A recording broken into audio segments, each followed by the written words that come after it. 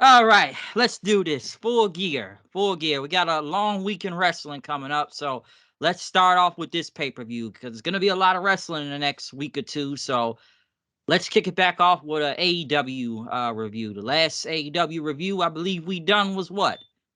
All Out? Shit, I don't even remember, man. Yeah, it's hard to tell sometimes whenever these shows come. But hey, we're here back for All Out, a very long pay-per-view. Los Man, Angeles, California, or I should be saying Inglewood, California, at the Kia Forum. But first, let my co-host introduce himself for today's review.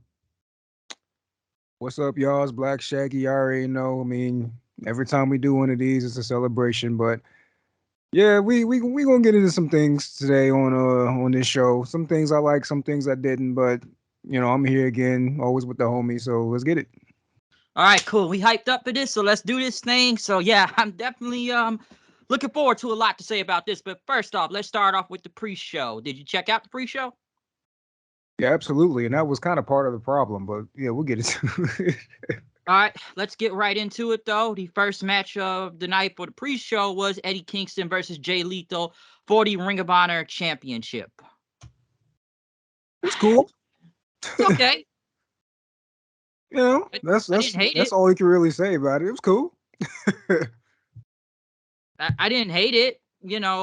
I'm not surprised Kingston retained. I know Ortiz came out and helped him and, used Jeff Jarrett's guitar and hit Sanjay Dutt in the head with it and Kingston beating Jay Lethal, which, it's kind of funny to me. I'm like, why is Jay Lethal going back after the Ring of Honor title again? Like, I'm like, are we going back to the old ROH and whatnot? Because, I look at Jay Lethal sometime, even I have to sit there and wonder, like, man, I feel like they wasted him sometime. I mean, yes and no. I feel like he could probably be doing more, but on the same coin, like who gets more title shots than Jeff Jarrett and Jay Lethal in this company? Like, They do get a lot of TV time and title shots from out of nowhere. They just lose all the time. That's the thing. They just take L's.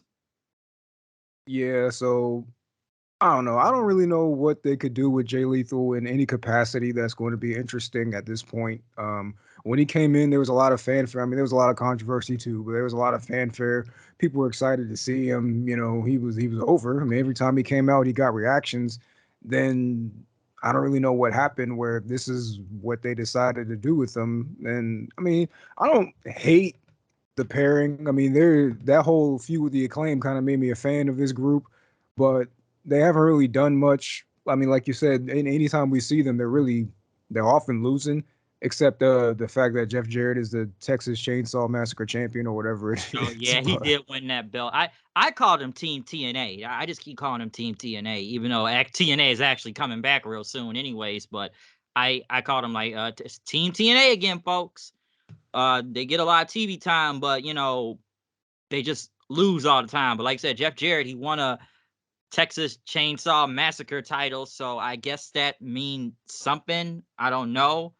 Eddie Kingston, I know he's holding two titles right now, the Ring of Honor title and the New Japan Strong Openweight title. We're gonna get into titles later on when it's where we can say it's too many titles in this company, but I'm not surprised him winning. What do you think about his run as the Ring of Honor champion anyways? Or do you really care that much? I can't even say I have an opinion on it because I don't watch Ring of Honor anymore. But from what I've heard, he hasn't even. I mean, maybe this past month something's changed, but since he won the belt, he hasn't really been on the show, really. And I mean, honestly, in the last month, a lot of the champions weren't except Athena. So, like the Elite won the six mans, and MJF is Ring of Honor is the tag champ, and Eddie was the world champion. None of them, and Joe was the television champion. None of them were even on the show except for Athena. So, I don't know. I can't really have an opinion on it. I can tell you from just what we've seen of him on the AEW side with him with the belt. I mean, when we see him, it's fine. I mean, this match didn't go any further than just being a fine pre-show match or whatever. But I'm um I'm confused on why Ortiz was the one who was a difference maker in this match. Well, like not that any of this matters anyway, but it's like the last time we saw them interacting, weren't they feuding like when the All in? whole yeah. Even before that, they were having like a whole feud on like Rampage or whatever, and then All In happened where Santana came back and they were against him, and I'm like, that's the last thing I remember of their interactions, and now he's coming out to help him. Like, are we going to get a follow up to this? Are they going to explain it? Maybe, maybe not. I don't know, but yeah, I just thought all that was weird. But like I said, not that any of this matters, man. It'll probably be on Rampage, if not just Ring of Honor. So whatever. Yeah, it is what it is. Like I said, Ortiz being involved just kind of feels like weren't they against each other? But like I said, well, hell, we've already moved Santana and Ortiz trying to move them away from each other as much as possible. They had one match and that was it. Have we seen him since that? Santana? Yeah, he won, but have we seen Hell him since no. that happened? Hell no. Great. I ain't seen nothing, but yeah, we happen to see Ortiz a couple times, but no, we ain't seen Santana since. And he So, won. and Somebody he won. came He out too won. after that match. Was it Sterling? Somebody came out after that match Oh too. I yeah. don't remember Well, who. Stokely was on commentary. Nah, I don't think it was him, but somebody came out to like uh approach Ortiz about something. Like they were trying to get him to join him or something. I don't remember who it was, but I feel like it was Mark Sterling, but it couldn't have been him. I don't know. Whatever. Like I said, I didn't none of this see it. matters, bro. It doesn't matter. It doesn't. So it was a decent opener. So there you go. Next was Claudio Castagnoli versus Buddy Murphy. I mean Buddy Map. He was about to say Murphy. But I saw some of this match. I didn't see the whole thing. It was good. It wasn't bad. Last minute, This is it was the reason okay. I even tuned into the pre-show for real was It was good. just this match. Claudio won. He got him to submit with the what was it, sharpshooter, I think, and dragged them back. So it wasn't bad. I know it was on the pre-show. I feel like this is the second pre-show in a row Claudio's been in, anyways. But Because he's not involved in anything. Like I don't know, but he's just maybe part him and of the Combat Club. That's it. yeah, maybe him and Yuta should have been in the ladder match or something. Like he's never really doing anything other than and I mean more power to him. You just throw him out there to have a dope match and he'll do it, and that's that. But in terms of like stories, like he's never ever since Eddie beat him for the title, he's not really involved in shit. Like I don't know. He's just part of the Blackpool Combat Club, just kind of standing around most of the time. And Yeah, Yuta's got more going on than he does, and that's kind of crazy. because Yuta's got something. Danielson, if he's not hurt, well, he'll be back, I believe, by next week or two, since he's in this whole tournament coming up, which I'm actually kind of surprised he's in that tournament because this guy keeps getting hurt left and right, which really makes me question sometime, should he even be in this thing? No, he shouldn't. Especially if you're trying to keep him for that Okada match. Like, why are we gonna put him in potentially 3 or 4 matches weekly? Like, I don't know. And he's gonna. I'm like, well, because like, what if he gets hurt before Okada, and then it's just cancel the whole match after that? Pretty much. Just like 'Cause last year at Forbidden Door. You just take him off. just take him off, and that's Wrestle Kingdom coming up in like a couple months. So I thought they would have had him at least sit until then, but nope. Sometimes I feel like he has a death wish, or I don't know. I don't know. This is Tony letting him do this, so. Brian is a prime example of for the love of ball, man. My man he don't care about titles. He don't care. He just out here to work, He bro. just want to go out there, but I And can that's see there's something commendable with that. But yeah, my man, he gotta take it easy. I can see why WWE kind of held him back and told him to chill out sometime. I can understand why. It's Yeah. like you got to chill out. So I kind of question why he's in the tournament though. But yeah, Claudio won, so that's kind of it. And after that, the last pre-show match was MJF and Samoa Joe versus the Gun Club for the Ring of Honor Tag Team Championships. We did see Adam Cole on crutches throughout. Well, later on in this match, well, he can't really do anything, but he's on like I say, he's on crutches, so he's still hurt. Samoa Joe, we already knew that was gonna happen since Collision on Friday and whatnot. The match wasn't bad. It was pretty good. It was enjoyable. Obviously, the crowd was gonna go with it. Not surprised MJF and Joe won from here basically by distraction from Adam Cole. Samoa Joe hit the Coquina clutch and won. But then, right after MJF and Cole are hugging and whatnot, and, Joe was basically out after that and shook hands. Then Gun Club attacked him. They beat him with MJF with a chair in his leg. And then he was carried off into an ambulance, and we didn't see MJF until later on. I love how we're just acting like the Ring of Honor tag titles matter now just because MJF has them. Like this story that MJF has to keep finding partners to defend the titles on pay-per-view or whatever. Like we weren't seeing these titles being defended before this. So why all of a sudden it's like, well, he has to find a partner now because they're tag champ. It's like these weren't being on the pay-per-views before this. Like, so why are all of us acting like, oh, if MJF doesn't find a partner and then he'll be stripped of the titles or whatever? It's like, okay, but how many champions we got in this company who just ain't defending these titles? Like, so who cares? And MJF has done it by himself. I haven't really been enamored with. Yeah, exactly. Oh yeah, I love the fact that the righteous one got their head shoved up the other's butt, but then we're supposed to take them seriously as this new faction with Lance Archer. Like I love all that, but yeah, I haven't been a fan of this story at all with MJF and Jay White leading up to this match. But this angle they did afterwards is the first thing that they've done that made sense to me. Like, why wouldn't the Guns take him out and soften him up for Jay White and even potentially causing a forfeit? Like, that's the first thing they've done since the first promo that actually made sense to me. Like, yeah, they're in the same group. Why wouldn't they do that? Like, all right, we didn't win, but we're going to make sure you don't win at the end of the night. Like, that made perfect sense. I mean, again, none of this mattered, the match or whatever. It was just a means to an end. But I mean, we got there in the end. Yeah, because I agree on what you said, especially with MJF just kind of carrying the Ring of Honor tag titles by himself when your partner is hurt and don't know when he's really coming back right now, but they keep him on TV somehow to at least make you know that, okay, Adam Cole's still around, folks, and MJF's got to search for partners. But like you say, MJF has defended the Ring of Honor tag titles on his own without help. But now it's like, I feel like throughout this whole feud, and I know we'll get into it later in the main event, I feel like with MJF, they try to add so many people in this story that it's kind of all over the place right now. Whether it be Samoa Joe, who does make sense, but then it's like you got Wardlow kind of walking around, well, talking too much, honestly. You have the Acclaimed that were involved in this, even though it was pretty weird and suspect the reason why, mostly just Caster and whatnot. Obviously Jay White and them, and then the Devil Mask, which we did not really see throughout the night, but I know people are already kind of questioning of who it actually is that would be the Devil. But I feel like leading up into this whole big main event, a lot of things just haven't made sense until at least this part. Okay, Gun Club takes out MJF. We're going to injure him. He gets sent to the hospital to make sure he doesn't come for the main event in literally like the next 3 hours of this show.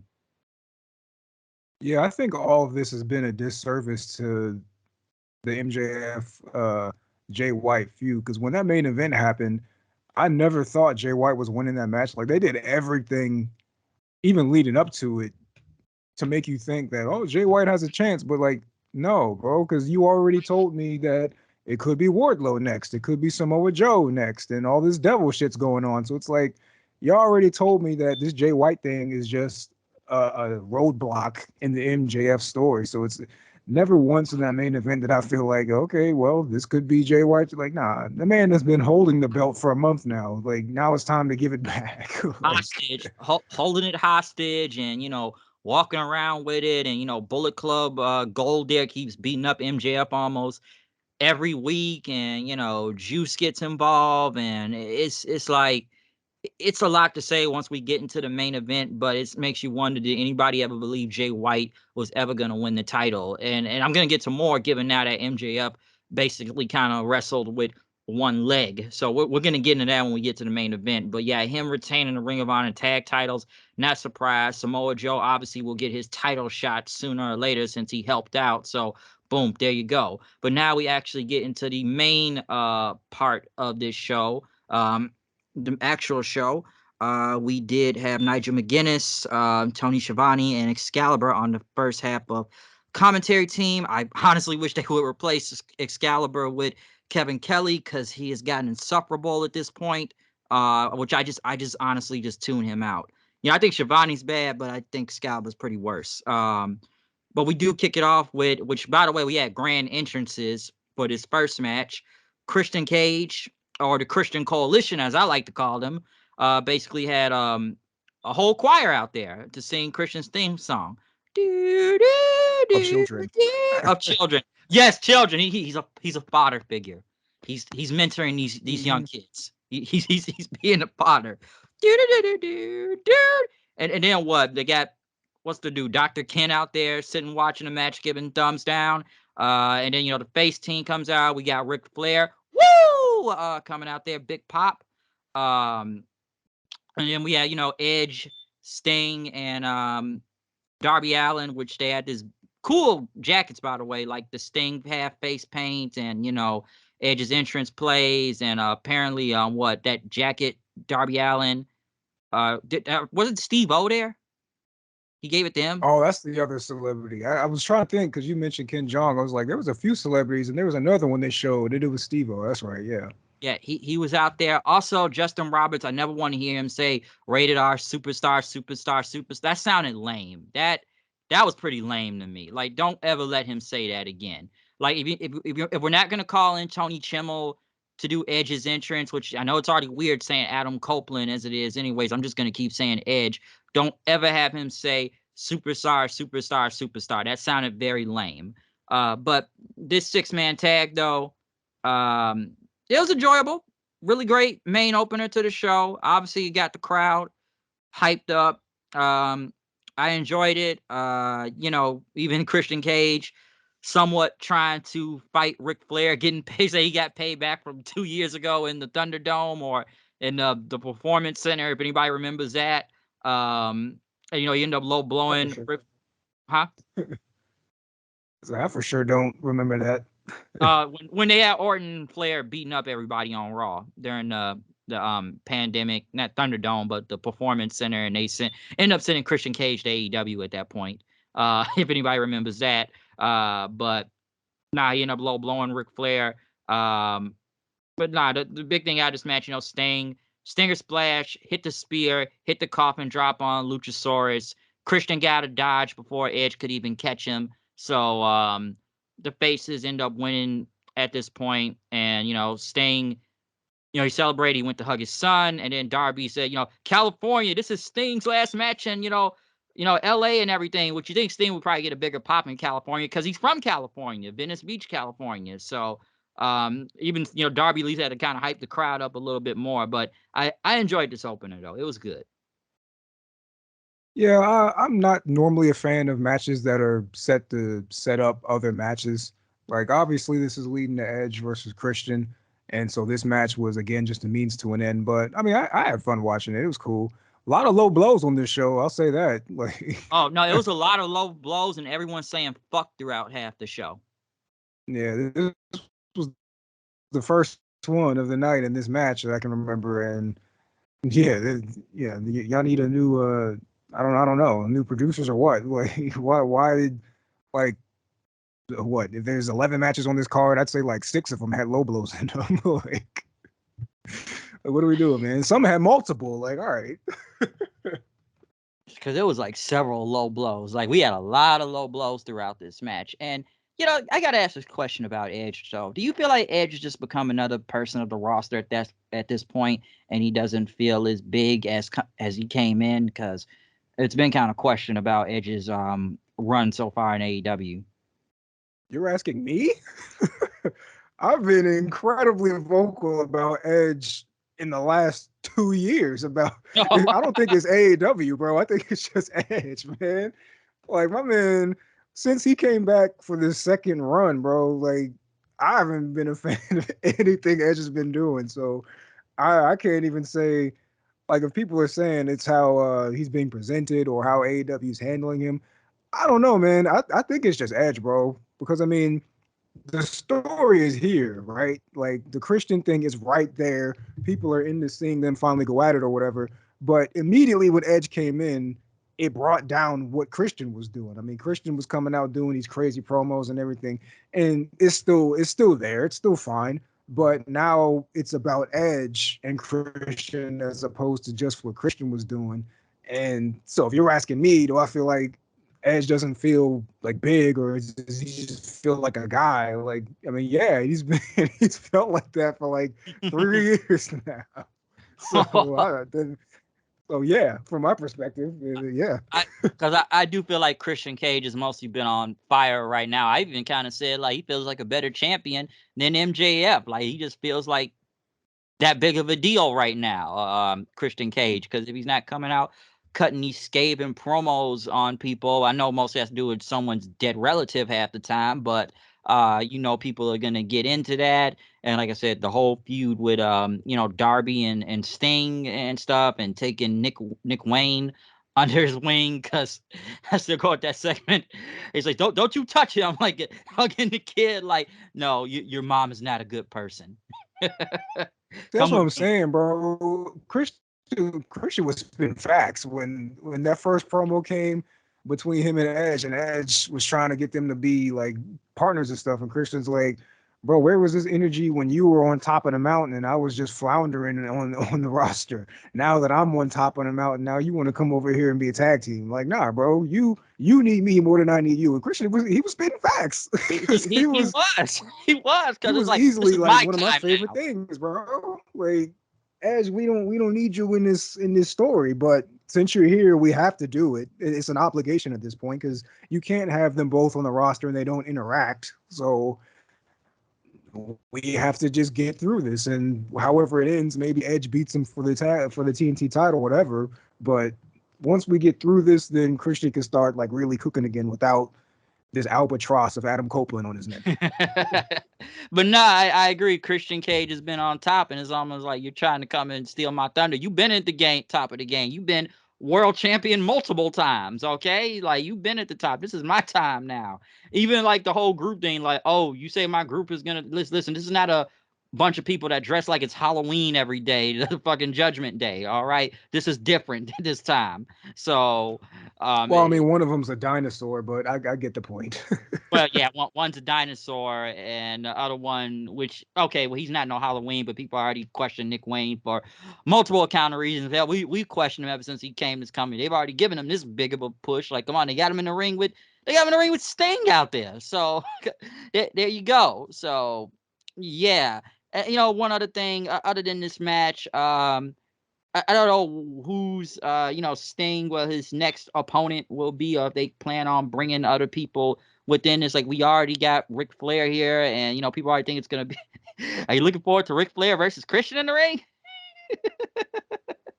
Oh Looking God, forward to that? no. No, I don't think. No, honestly, I don't know if Tony. Well, Tony's crazy enough to probably let him wrestle, but I don't think he wants that on his hands and whatnot. Honestly, and Sting.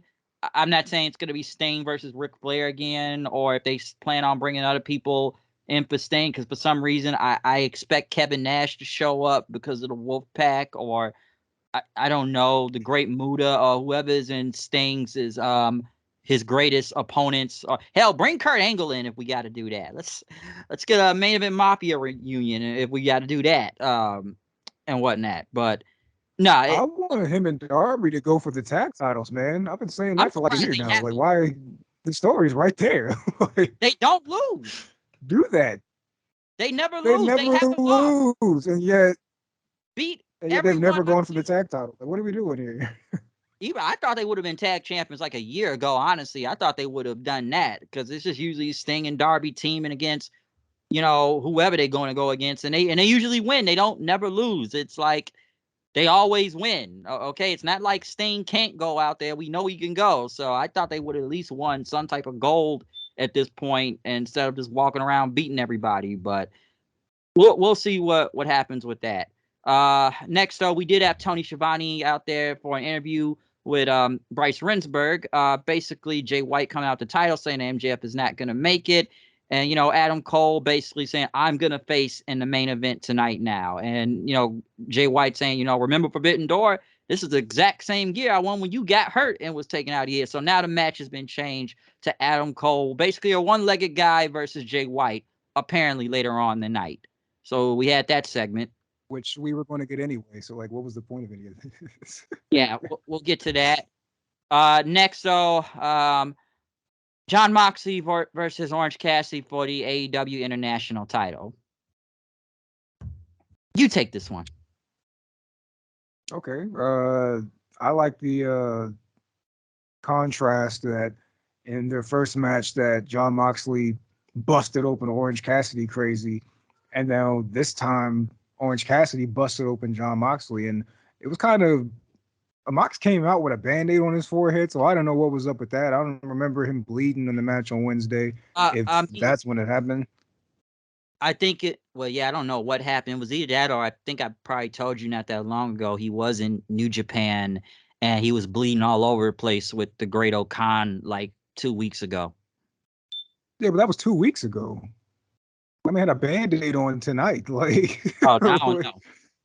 Because I don't remember him having it on Wednesday. Well, I mean, I don't know, but maybe he put a little capsule, or maybe he pre-cut or something to make sure he got good color. I don't know, but it was just odd that he had a band-aid. It was very noticeable. Like, why you got a band-aid on? Mox wearing a band-aid? And he ended up bleeding anyways in like what, the first 5 minutes of this match?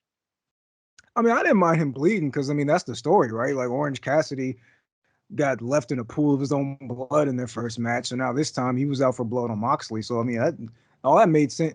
The thing, people are going to have a problem with it because Moxley always bleeds. That's what I was about to say. In this match, it made sense. For this match, the story dictated that he would, and I mean maybe that's a testament that maybe he shouldn't do it so often, but it didn't bother me here because the story it made. I mean, they even showed it in the video package. Like Orange Cassidy was left in the pool of his own blood, and now he's trying to show Moxley that, like, bro, I could step to you, bro. I'm gonna make you bleed, and then he did. So yeah, this was all fine. I mean, I can't say I ever got excited for it or anything. It kind of was just there, but nothing was wrong with it. I'm actually more interested in seeing a Yuta versus Hook, but maybe we'll get there or whatever. I think the story has kind of took twists and turns due to Moxley getting that concussion not that long ago, and then Phoenix had the title on an audible and whatnot, and then they just had Phoenix just drop the belt back to Cassidy like it was nothing, which I was just kind of a little bit strange by that whole thing because I was like, wow, so I get it was an audible, but damn, could you let Phoenix or kind of hold the belt for a minute? And I guess I understood the reason why they went back with Cassidy, given that, once again, it was a feud with Moxley, because I said it before when he won the belt back. And once again, this is Tony's favorite boys here, people. So let's not be shocked by that. Well, I mean, I'm strictly talking about this in isolation. I'm going by story now. I'm not going by favorites right now. I'm going by the story. No, I feel you, but I was going to say me saying this was fine is me talking strictly just this match. If we want to go back to story, if you want to get down to brass tacks, Orange Cassidy should have lost the belt to Konosuke Takeshita. And that would have solved the Moxley thing would have never happened. He would have never got hurt. The Phoenix thing would have never happened. Takeshita wouldn't have been in all this garbage with the Jericho and all that, losing to him and all that. None of that would have happened if we went with Takeshita the first time. After he beat Omega, he should have beat Orange Cassidy, but we didn't do that. So now we're here. We have to deal with what we got. But that's what should have happened weeks ago. After he beat Omega, that's what we should have done, but we didn't do that. And they just went through a whole different story. And once again, I'm not surprised. Once again, I know I'm saying it's a favorite thing, but Tony, he loves the Cassidy that much. So I'm surprised he hasn't put this guy in the world title picture yet, and whatnot. So it's just a lot of twists and turns that this whole thing is taking. And like I said, a lot of people probably wouldn't have gotten hurt or called audibles throughout this, or have idiot referees like Rick Knox and stuff too. So it was a lot going into this. But yeah, Cassidy, I'm not surprised he won, given that Mox won back at All Out. So it is what it is. So it's whatever to me. So yeah, I don't really I don't know. Maybe he's looking at some metrics that we don't see, that Orange Cassidy does big business, or he does numbers or something. I don't know, but Dude, you can hear it in the he opens that, up Dynamite almost every week. yeah, that's what I'm saying. There's got to be something to it, because if I mean, even in the live reactions, like he's not getting those crazy reactions that he used to get. So maybe Tony sees something that we don't. I don't know, but I mean, I I keep like Orange Cassidy to a degree, but it got ridiculous during that title reign at a point. And even though I like the story of this match, him standing toe to toe with Moxley is still kind of crazy to me. So It makes no I don't sense. know. I've said that about several people he stood toe to toe with, and I told you before, I was there live back at that Dynamite before, All Out, and I tell you, my friend Isaiah, he thought it was ridiculous when these guys do like 3 Canadian destroyers in a row and nobody doesn't sell, like no one doesn't Oh yeah, sell. that Penta match was that might have been the match where I finally was like, all right. And we was there live, and my friend thought that was fucking stupid. He thought it was like, what the hell was that? Like they would kill you in wrestling school for some shit like that. But for doing something like, wait, hold up, he just did 3 Canadian destroyers, and they back up like it's nothing. No one doesn't sell. Like it's whatever to me. That's why I just looked at it as a running gag with this title reign. I told you I just didn't care at this point. It's whatever, but it just get kind of ridiculous. Just like, so they really having this dude lose to Cassidy? Like, I just shook my head half the time by some of these opponents. So I wasn't surprised Moxley lost here, but it makes me rolls my eyes at the same time. But I say this is Tony's boy, so they got to keep this international title thing, like whatever. But I don't know. So I I'm just kind curious of what the tune it plan out. was in the first place. Like, was the plan to have Moxley beat him for it and then just give it back? Like, if the whole Phoenix thing never happened, was this where we were going to end up anyway? Like, I mean, maybe, maybe not, but I don't know. And I don't know. And where's So Phoenix been? he's been hurt, right? Well, didn't I, he get hurt? And that was like shoot during that tag match at the last show. I think I don't really even remember because I haven't seen him in a long while. I just see Pentagon and that Commander dude for some reason. I'm pretty sure that's why. I think for shoot he got hurt when in that last tag match where he got taken out the match and Penta had to wrestle alone. I think he actually got hurt. So Wow. I don't know. So yeah, probably that or something. But yeah, we haven't seen him in a minute. But moving on, no, we now get to the AEW Women's Title. Hikaru Shida versus Timeless Tony Storm. Luther out there with her. Honestly, I feel like the crowd was very quiet throughout this match. I feel like they popped for Tony Storm, but that was kind of it. Hikaru Shida has become a transitional champion at this point. This is like what, the second, third time where she wins the belt and then just ends up dropping it to somebody, and that's kind of it. And with Timeless Tony Storm being super over right now, I wasn't surprised that she won. I wasn't, but I felt like the crowd did not really care about this. And the match, wasn't bad, but we all knew Tony Storm was gonna win, whether it be using her shoe or basically she ended up winning with a hip attack and sticking like a metal plate The in her serving ass. tray. Her serving tray in her ass or tights or whatever, and then just slam in the Sheeta and won the title. So I'm not really surprised who won here, but I feel like the crowd was not really into this match. I feel like they were just waiting for Tony Storm to win. That was it. And then they had that Mariah May girl come out and celebrate and praise her now, which some people are already looking at this as like the new Trish Mickey James 2.0 storyline next. Yeah. Uh, I don't know. Tony loves doing, and this sentence can't be taken out of context, but Tony loves doing Sheeta dirty, man. Like, I swear, man. She should have never lost at Wembley, and then this moment would have been bigger for Tony. But let's talk about this for a second, man, because I've brought this up before.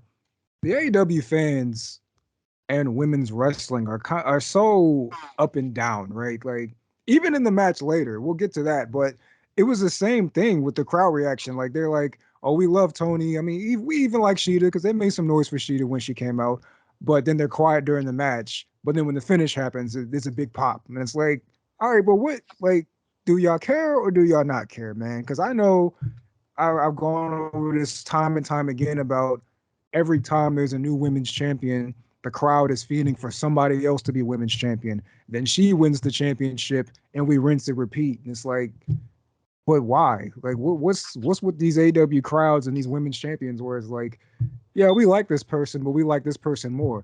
But you didn't like this person like 2 weeks ago when they were champion. So why all of a sudden now is it like?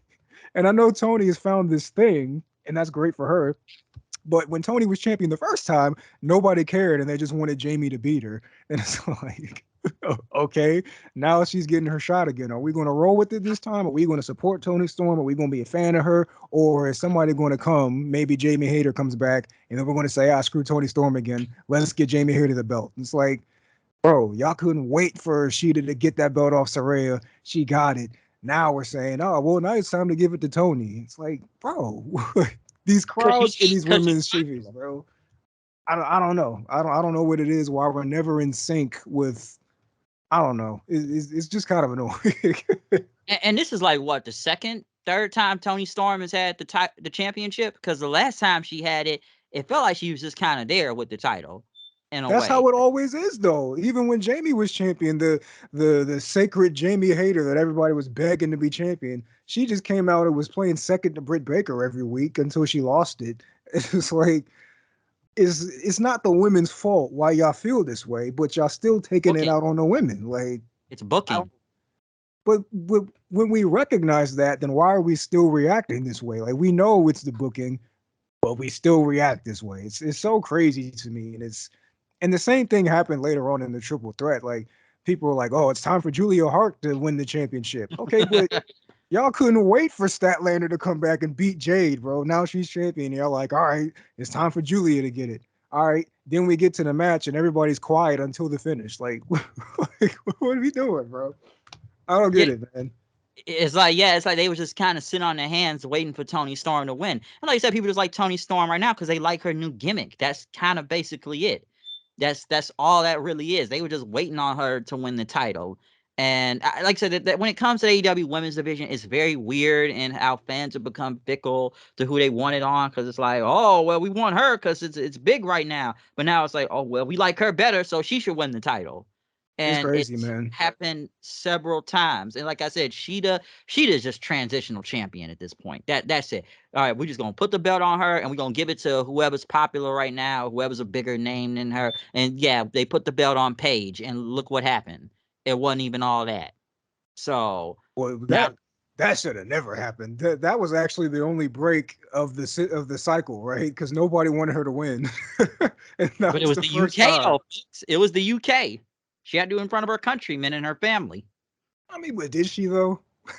No, she didn't really need to win it. She didn't, but I wasn't surprised because it was the UK. I just knew it was gonna happen because it's the UK, folks. And now it's and they already, I don't even know what they have Paige doing. Well, no, yeah, they got her doing something different with Ruby and the Everrise guys now. So because one of the Everrise guys likes Ruby now, and yeah, she got pinned on Collision. So great.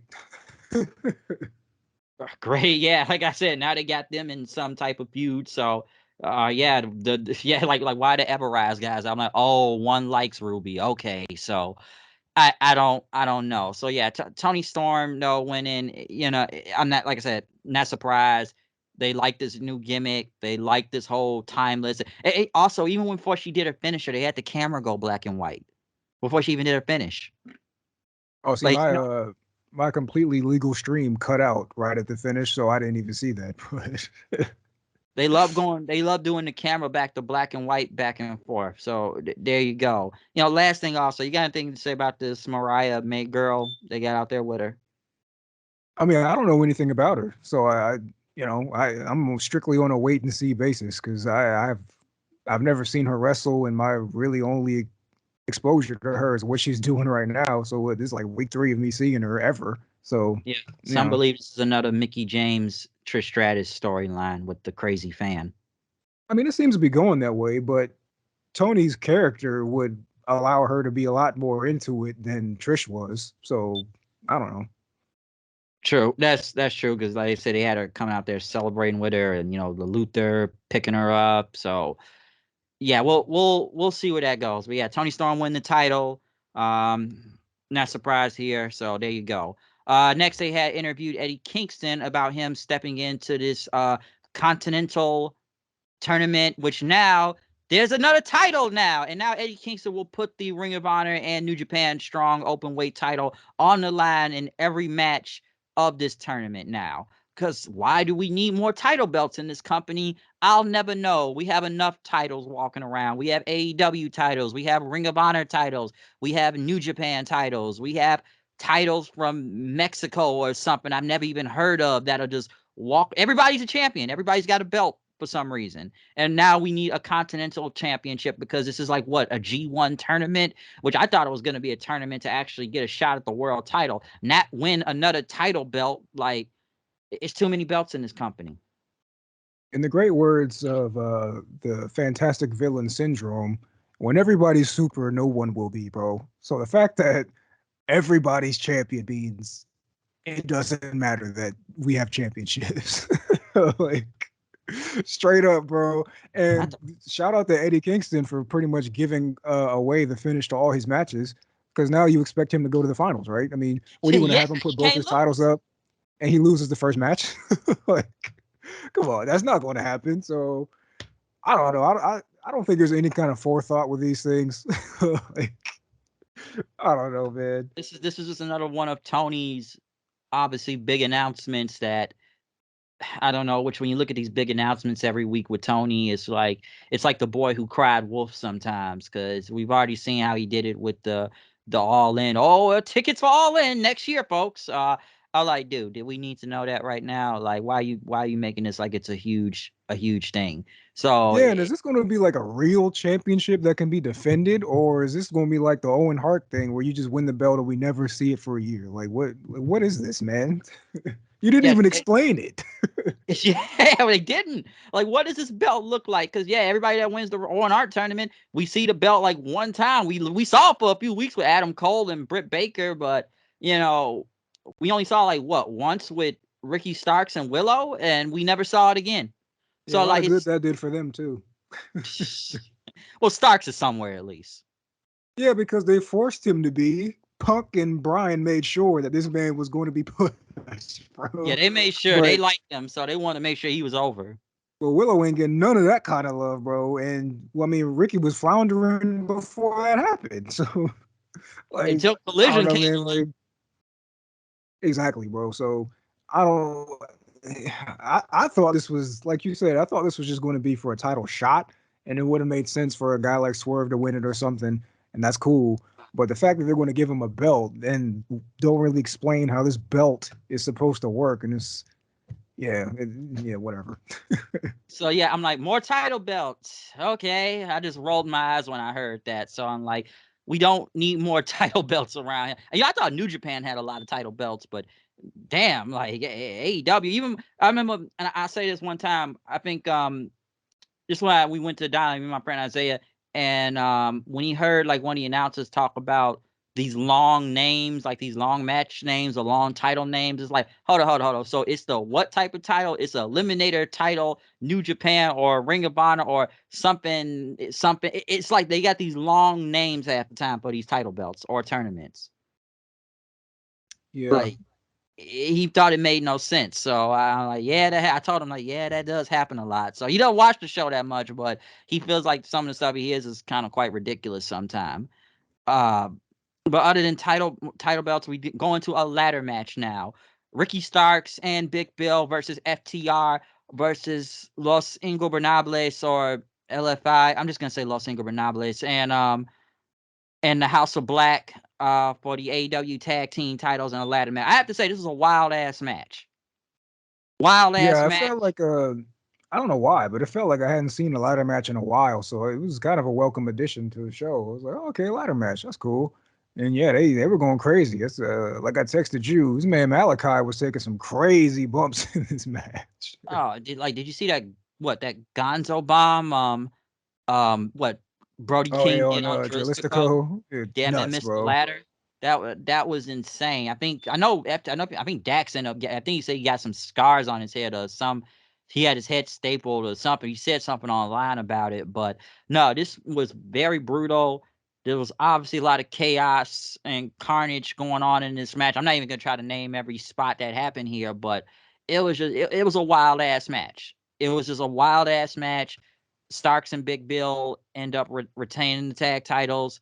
So I wasn't really surprised that they retained, even though I feel like with the tag teams, it's just kind of, I wouldn't say it's all over the place with the tag teams right now, but the way how they just brought, rushing them back and, which we talked about before, with Andrade that, oh, wait, they finally come back after Andrade feuded with House of Black, but now they're back to feud with House of Black? Like, what?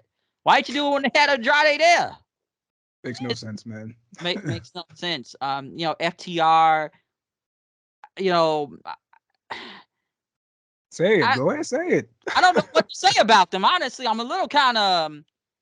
I'm not saying I'm not gonna sit there and say they're just there and whatnot, but I'm assuming they're gonna get maybe a regular title shot again with Starks and Big Bill at some point, and House of Black, which obviously they need to go after the tag titles because they had to get out of that whole 6-man thing anyway. So I don't know. Sometimes I feel like the tag teams it's all over the place. Then again, the whole tag division is on Collision anyways. It's not like they're on Dynamite like that.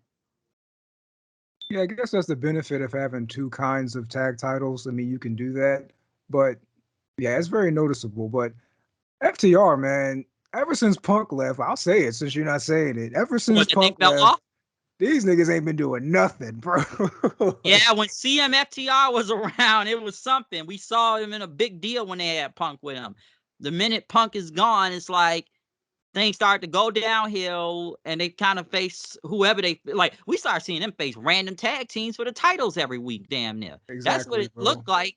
Like, okay, we had a 60-something minute match with Jay White and Juice Robinson like 2 times and whatnot. And then now it's like, oh, you're facing Bear Country this week. You're facing the Workhorsemen. You're facing even Starks and Big Bill. Yeah, they beat the hell out of them, but I'm like, wow, that was random for them to just drop the title. So at least with Punk, they looked like they had something going on with CMFTR, and it was going to lead into something with Punk being the real world champion, until Punk got fired and whatnot. That was going somewhere. But then when Punk left, it just kind of like, okay, who's FTR going to face this week? They're not in a real feud.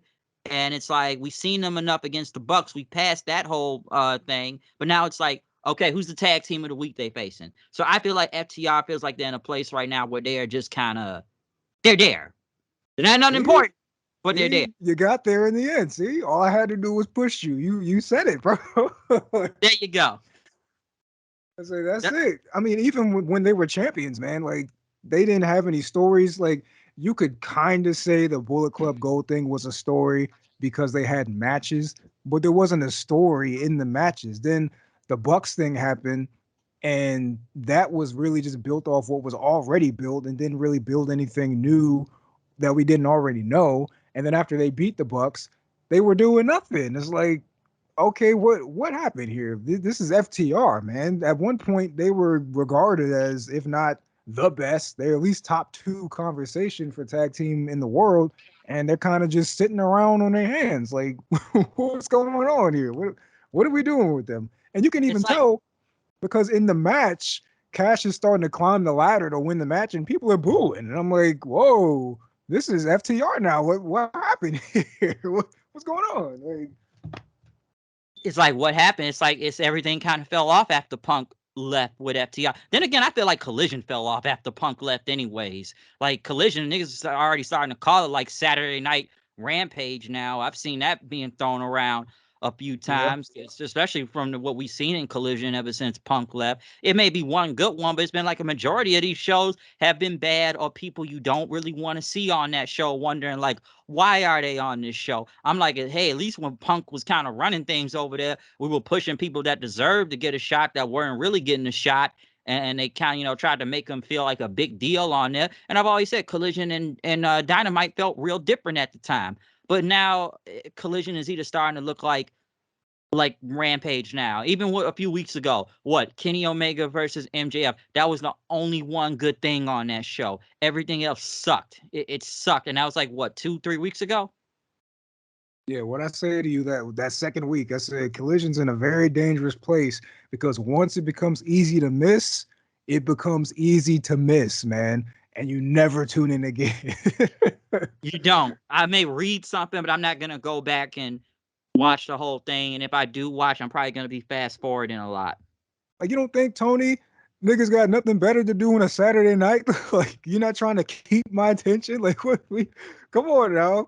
You gotta fight for my viewership, man. You gotta fight for people watching these shows. And you're just gonna just let it die. You're gonna let it turn into Rampage. Because there's no saving Rampage now. Oh And no, now I don't once you watch get to Rampage either. Collision, once Collision gets to that point, there's not gonna be saving Collision, bro. And then who's gonna care after that? And it makes me wonder if Warner Brothers will hold on to Collision as much anymore. Especially they wanted it because Punk was there, but now I'm sure if they look at the ratings now and they see how the show quality has been, I'm sure they'll wonder, do we really need to keep this show? Should I they cancel mean, everything else? they were doing like 500,000 with Punk. Now that he's not there, it's like, is this the best y'all got, bro? This is who we got. Even with Danielson there, and I didn't mind Danielson there and everything. He wasn't bad, but it just felt like the show quality dipped very badly after Punk left. And looking who I saw who was on this show, I'm like, whew, no wonder these people were kept away from Collision. I'm like, I don't need to see the freaking Dark Order of all people on here. Okay. I don't. It was a lot of people I didn't need to see on Collision. I'm like, why are they here? It just made me Oh question man, it. dude, that 1 week it went from like the Dark Order to the Righteous, and the Guns came out. I'm like, what the hell is this show, bro? Even Lance Archer, who shows up like what every 3 to 4 months because they never have anything for him. And we talked about. So let me get this straight. Lance Archer just lost to a one-armed Darby Allin who's half his size anyway. Anyways, and whatnot. Like we questioning that. Like, yeah, Archer, who we haven't seen in God knows how long, he lost to a one-armed man, half his size. Half his size, right? Right. Still with Jake Roberts, who halfway shows up here on this show. So it's like we see them like every 3 to 4 months, and oh well, Lance Archer's been um around the world, or dude, the most I'm ever gonna see Lance Archer anywhere else is most likely New Japan. That's the only other time I see him show up somewhere if it's New Japan, which makes me question now, like, wow, when did this guy really should have stayed in New Japan? Because like they never have nothing for him, and if they do have something for him, he loses. So I don't know. Collision has honestly fell off that badly to me. Like I don't care. It wouldn't have mattered if I missed it. Rampage, I don't get two craps about. I don't watch that anymore. And I only watched it Friday because it was just due for the pay-per-view that happened with that 3 hour show. I still But didn't watch it. you ain't seen none of it on Friday, even Collision. I watched the main event of Collision. But like once Rampage on, I was like, I'm out. Yeah, I recorded Collision, didn't even bother with Rampage. I just skipped through Collision to see stuff that I was interested in, and then that was it, man. Like once Trent won that 4-way, I'm like, okay. Yeah, I rolled my eyes at that. I'm like, really? I'm like, really? Like, this what we going with against Christian? I'm like, okay. I don't even really remember the match. I was halfway watching it. So, once again, that's a whatever thing to me. But next, now we move on into the TBS title. Chris Statlander, Julia Hart, in Sky Blue, or I should now probably be saying Dark Sky Blue because she had new music. And she took off her hat and put on like, what did she put on her head?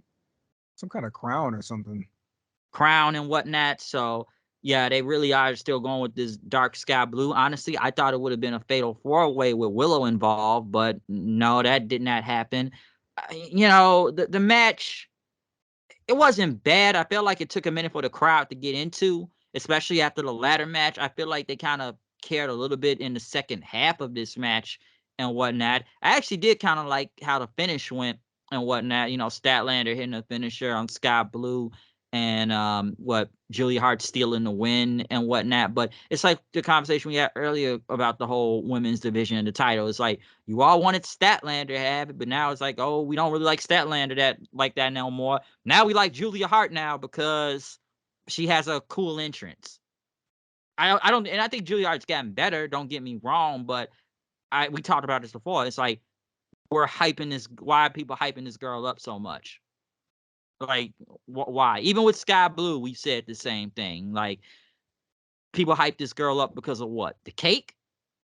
We understand that. We know she has cake. A lot of people think nowadays is mostly due to a wedgie to make it look big. But you understand where I'm going with this. I'm going to compare this match to the match we saw at WrestleMania with Damage Control versus Becky, Trish, and Lita, where I said I'm kind of tired of seeing Io Sky having to wrestle people to where she has to slow herself down to get a match out of them. This match was very, very, very, and like you said, Julia has been getting better. Facts. I'm not going to deny that. I've even said it myself, but this match, Statlander's in a different league than these two, and the fact that Oh yeah. she's gotta wrestle their match because they can't wrestle her match brought this down so much, bro. Because Statlander easily top 5 conversation in the company, man.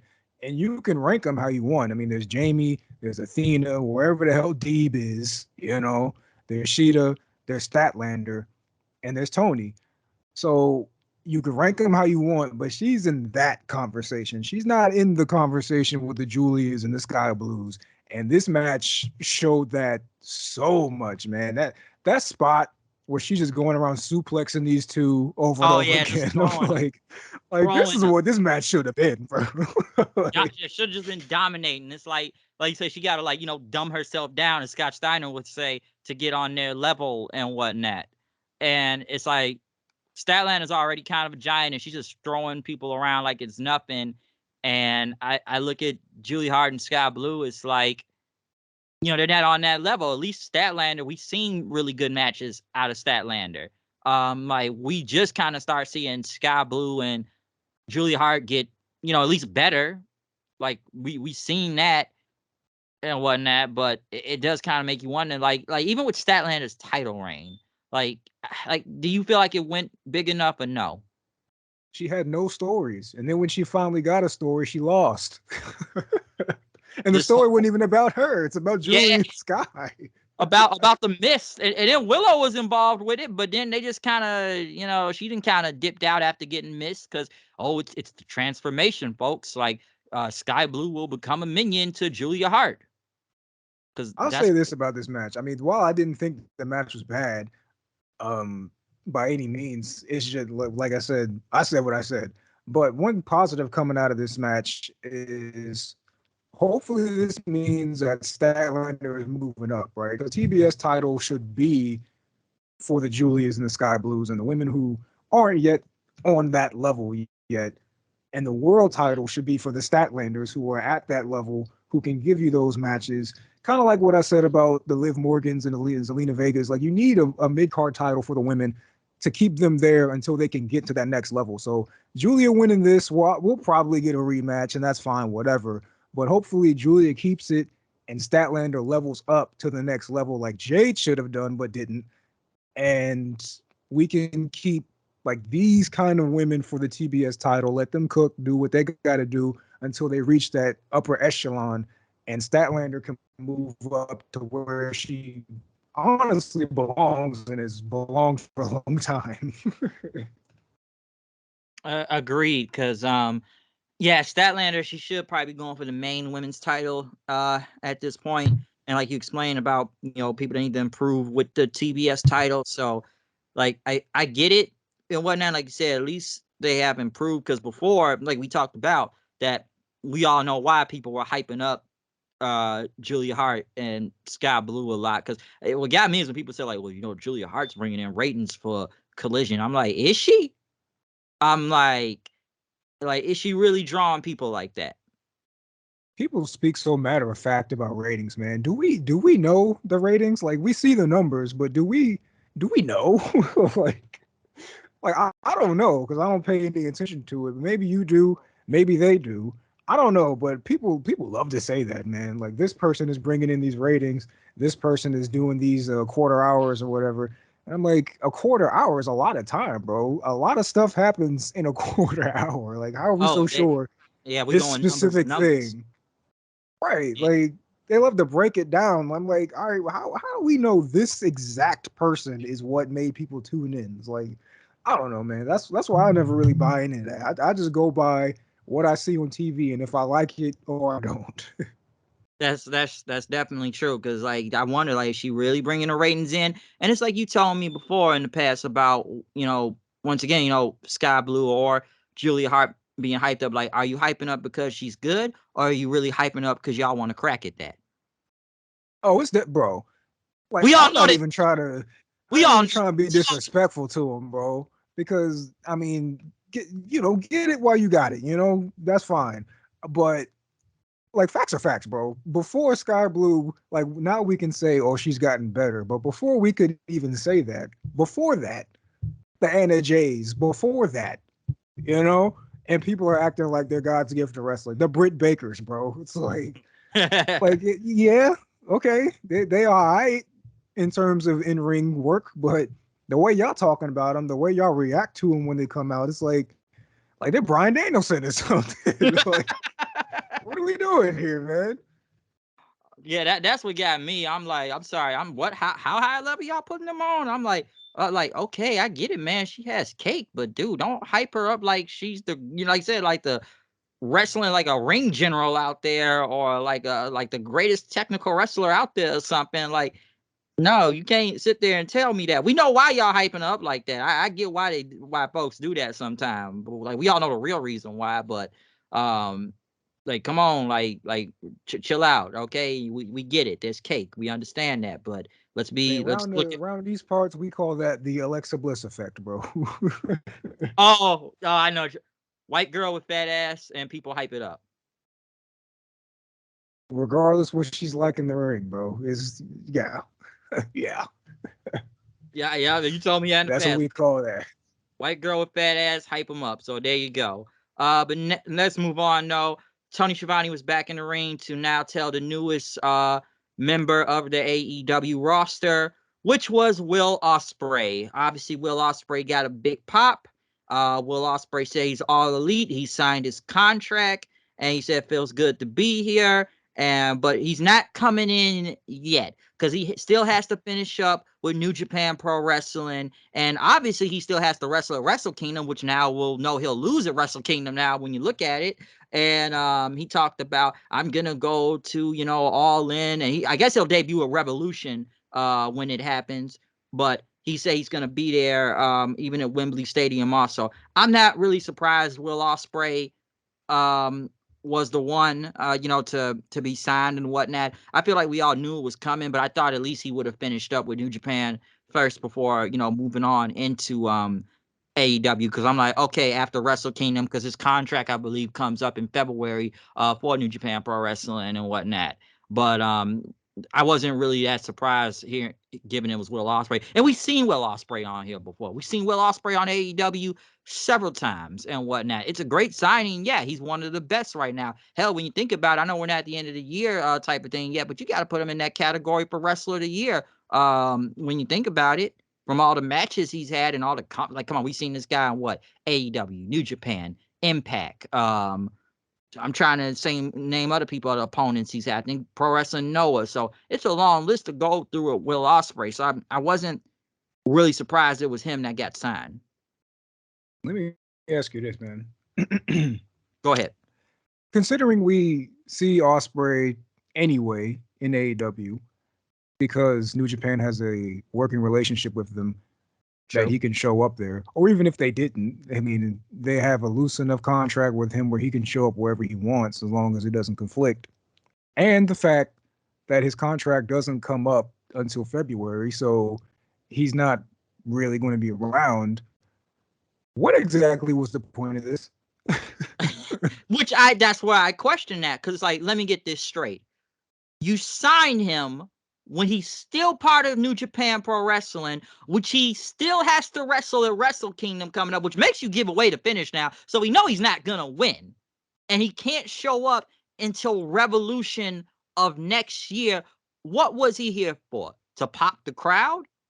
Like I But said, since they have the relationship, he could have shown up anyway. So you didn't even anytime. have to do this He was for on him the to be last on the pay-per-view. show. He was on the last pay-per-view. The last two, right? He was on All In and he was on Wrestle G, right? Or whatever it Yeah, was. Wrestle I'm Dream. like, Yeah. I'm like, what? Why did this right here? And this is why I thought it was Mercedes or somebody, because I I thought did too. I did too. because we kept hearing the contract thing. So I'm like, oh, it's okay. It's not going to be Ospreay because he's not going to be here. He's going to be in New Japan. All right, fine. So that's why I thought it had to be somebody like a Mercedes who fits the bill, no contract, and somebody allegedly fans respect or whatever. And she's been one that people have been waiting to show up anyway. But Ospreay, we're not going to see until his contract is up with New Japan. And if we do see him, we could have seen him anyway because he shows up. So then that read to me like, okay, this is just a publicity stunt, right? Like this is just Tony Khan throwing this on this card just to have a thing to intrigue people to watch the show, as opposed to this actually matters right now. Like, because what's the point of this? Especially for a guy we not gonna see in this company until next year. So yeah, you can go keep watching him on New Japan right now, yeah. Or whatever company he shows up in. Like, hell, I just saw him like a few weeks ago in Impact. I was there at Impact. Like, come on, we just saw him versus Josh Alexander. All right. We just saw that Speedball Mike Bailey. We know he's everywhere. So it's like, especially if you now just fully sign him and you know he's not going to be here until he finishes obligations with New Japan. And I'll say this here with the whole Mercedes thing too. I did believe it was most likely going to be Mercedes at least. Because, and I know we talked about this the other day too, even Rousey could have been that person. Because even I still kind of found it strange that Ronda Rousey just shows up at a random Ring of Honor taping with like a half crowd out there or whatnot. Because it's a lot we can say about Ronda Rousey when it comes, I guess, to her star power, which I feel like has kind of devalued since her last run in WWE. And I kind of wish I had Gerard because he was kind of explaining this a lot last night because he never really thought Rousey was really ever that good, even in her first run in the WWE and whatnot. Yes, she has a lot of hype to her. Yes, she was definitely a big star coming out of the UFC and whatnot, former UFC champion. And everything, but we all know why her match was that great at WrestleMania when she debuted, because Triple H was mostly leading that whole thing, okay? And given how bad the second run, we've talked about how bad her second run was in WWE. We already know that. It's just, even when you think about it, even that could have been more newsworthy, debuting her on the pay-per-view saying like, okay, we got a big signing thing and whatnot. But we discussed before about, oh, it's something who are like, all the fans respect the hell. I don't think all the fans respect Mercedes that much when you look at it. So Rousey could have been a like at least somewhat of, a newsworthy thing coming out if they announced her. But like I said, she just ended up showing up on Ring of Honor out of nowhere, randomly. That was just kind of strange to me about that. But yeah, Ospreay, you're not even gonna see him till next year. So it's like, it's almost like, why is he here? We see him all the time. Yeah, It's that not was that my main special. issue with it. My issue wasn't who it could have been. My issue is why did we do this at all if we weren't going to see him for 4 months? So that's why it's like it just came across like a thing to hype up just to get people to buy the pay-per-view rather than actual substance. Like it's just this doesn't matter right now. And like I said, even if he wasn't signed, he could show up anyway because he already was doing it. So it's like, why did we hype this up if it was going to be somebody, one, we could see anyway, two, somebody who actually isn't signed until 4 months from now? Like, it just didn't make any sense to me. And I love Will Ospreay. Will Ospreay rules, but it just didn't make any sense. Like, It didn't. Would, like, even if you think Rousey would have showed up, would you think that at least would have been a little bit more newsworthy, or Mercedes, like we talked about before? I think Rousey would have been the wrong kind of newsworthy, honestly. I feel like AEW is in a place right now where people are already saying this doesn't feel like an alternative anymore. We got the old guys flooding the show and all that. We got all this sports entertainment shit flooding the show now. And then you're going to bring in Ronda Rousey. It's like this. I don't think, even if they do bring her in later on anyway, I feel like for this announcement, it being Ronda Rousey would have blew up in their face. Possibly. Like, obviously, I'm sure they paid her a lot of money and whatnot. Like, if they think they were gonna get an investment out of this, I get it. But it's like I said, I feel like her star power is kind of devalued a lot given her last run in the WWE and everything. So I would believe that. And even, the whole Mercedes thing, I don't even know what her contract is under with New Japan right now. So I actually believe they were gonna sign her though, because apparently they said Toni been wanting to get her for a while. Like, didn't she show up at All In the crowd and all that? Like, we saw that whole deal. So I kind of believe they would have had her be there. Will Ospreay, I'm not really surprised because he's been here before multiple times, and the way they did it is like we ain't gonna see him until 4 more months. So just keep watching New Japan or whatever show he shows up on, basically. They literally did a segment to say, in 4 months you'll see Will Ospreay. Like, this was so, it was so wasted. This is such a waste of time, bro. Wait, I know On this this 5 hour show, bro. oh yeah, this show is. I ain't gonna lie, I was already. I know you kind of was out of there and you didn't come back till later on. Well, to the day to finish the show, but yeah, this show didn't go off till damn near like 11 o'clock over here. Okay, these AEW pay-per-views go on way too long. But let's get into the next match though. Texas Death Match, Hangman Page versus Swerve Strickland. Let me say this, and I kind of wish I had Kyle here for this, because what's crazy to me about this whole feud, because Swerve is supposed to be the heel, right? And Of whatnot. course.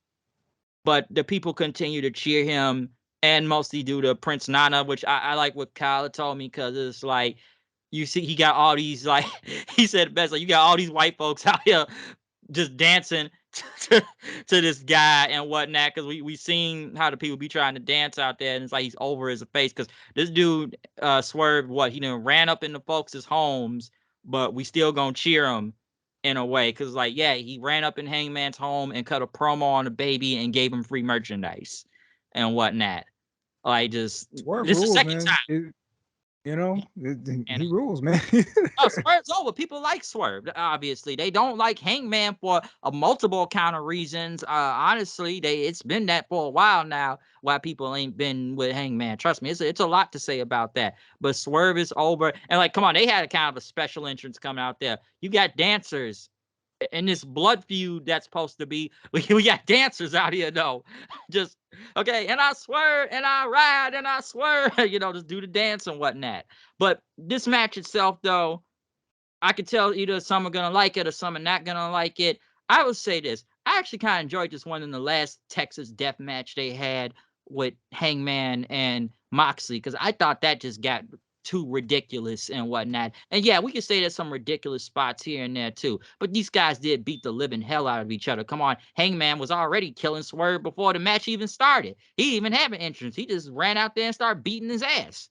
And then staple guns and even to one point they just stopped selling the staple guns. Then I'm like, why we stopped selling and using pictures? What was it? Some finger painting of someone's kid and whatnot, and just what we had glass involved. We had cinder blocks involved, which by the way, Swerve missed that cinder block when he did that Death Valley drive on the apron. But No, he chairs. definitely didn't. No, I he thought he missed. definitely didn't, bro. I thought He he missed caught that. all of the top of Hangman's back on that cinder block, bro. I That's gotta why look it at that again. cracked. Okay, I gotta look at that again, because I thought he didn't hit it. I swear he didn't hit it there. But no, like I said, these guys bled all over the place. And even Hangman was drinking Swerve's blood, like letting it drip in his mouth, and then just spit it out there. Then they had that going, because this was a pretty long match too. By the way, they damn near went 30 minutes trying to, basically try to murder each other. But glass involved, and then Brian Cage.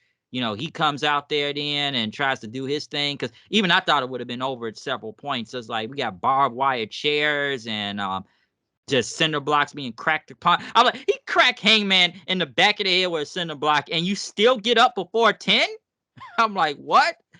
Even Prince Nana going through a table and barbed wire. Like, even I'll admit, some points of the match, it should have been over at some points. Like, that's the only thing with Texas. I know it's supposed to be like a last man standing, but I'm like, dude, this dude Hangman hit what?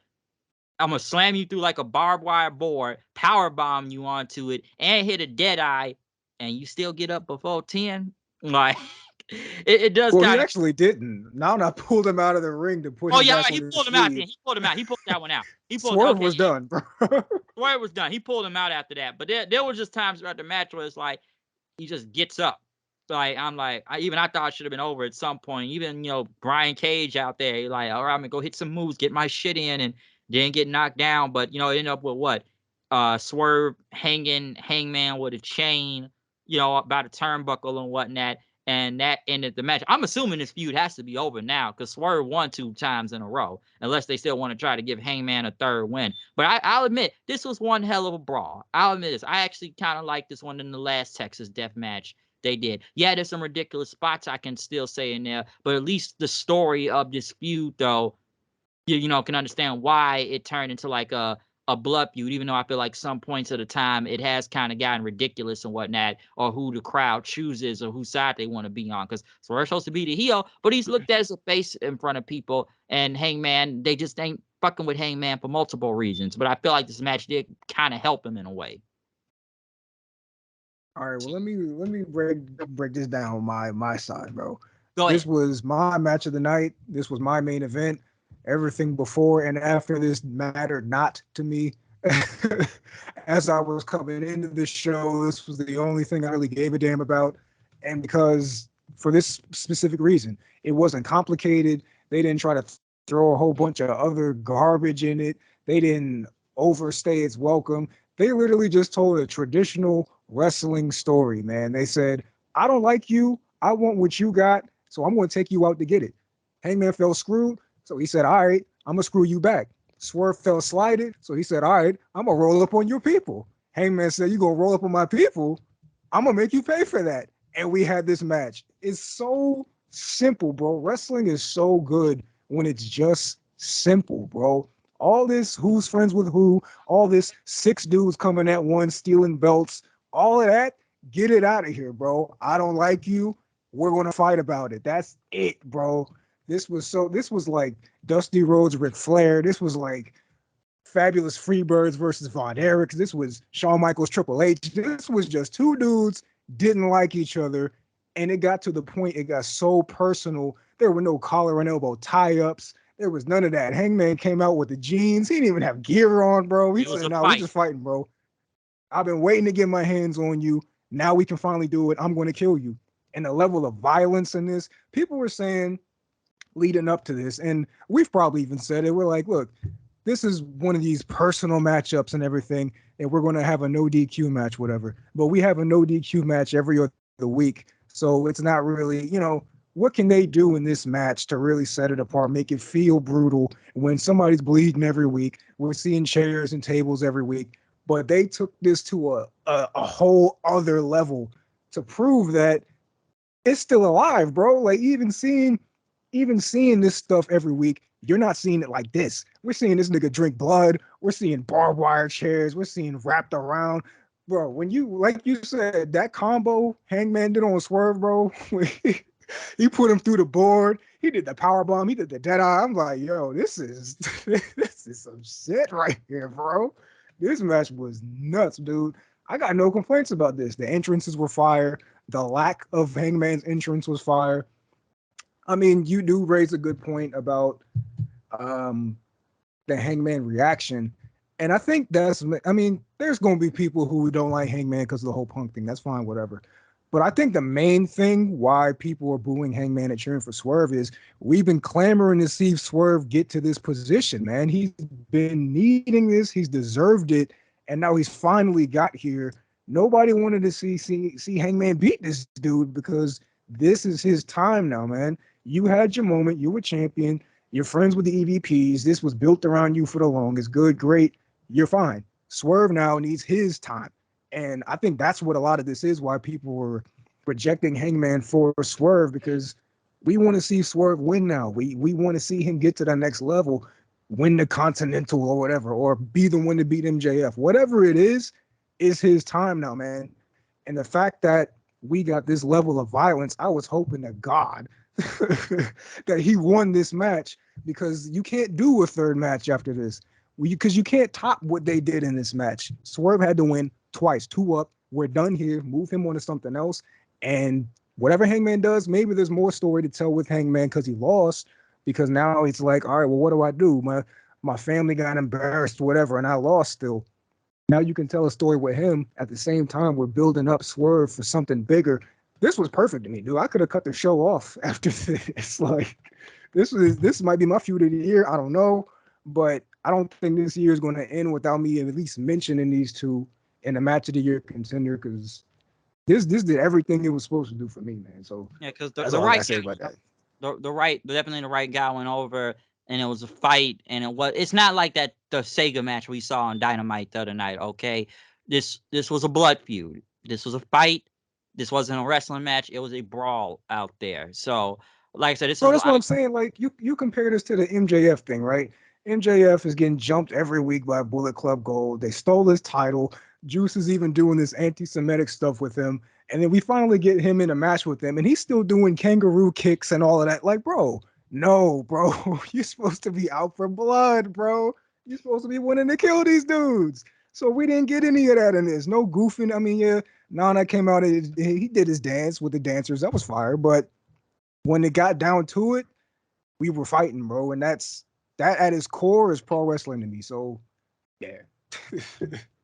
Yeah, I agree. No, I definitely agree. That's probably literally one of the best things out of the entire night, and the crowd was definitely hot for it. So yeah, definitely, it was definitely a big, violent, blood feud brawl out there and whatnot. So yeah, hopefully Swerve moves on to something bigger now. From this, like I said, he won.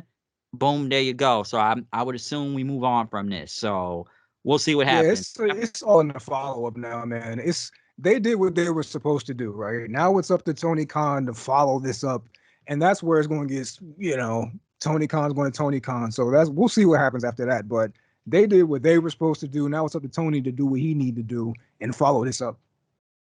That's true. Definitely, I definitely agree on that. So yeah, it's the follow up now that matters for this, because Swerve is just definitely that over right now that he needs to be going somewhere bigger now. So we're gonna definitely see what happens with that.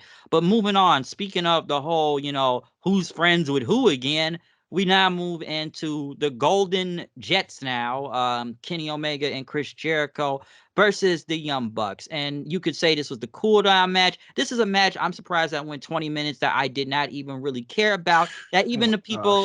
even the people, this is California, right? Even the Bucks in their home state get CM Punk chants chanted at them now. Cause like this whole feud, honestly, I don't even know why this match was even on this card. I think I talked about this the other day. Like, damn, you could have put the whatever Don Callis family versus the Jericho crew and all them and all that on here. Given it was still kind of silly the other night, but it's better than just putting this random Young Bucks and Omega and Jericho match on here, because one, I just feel like the Bucks have literally nothing going on. They're not really over like that, and now they're like trying to play into the whole you guys are whiny and whatnot, which it has made them look very whiny out there. Because even I said this for like a few weeks ago, like, oh, you lost the 6-man Ring of Honor titles. Like, really, who cares? And why they throwing this bullshit temper tantrum that looked really silly, by the way. I just started laughing at it and whatnot. But this was something I did not really care to see. It was literally whatever,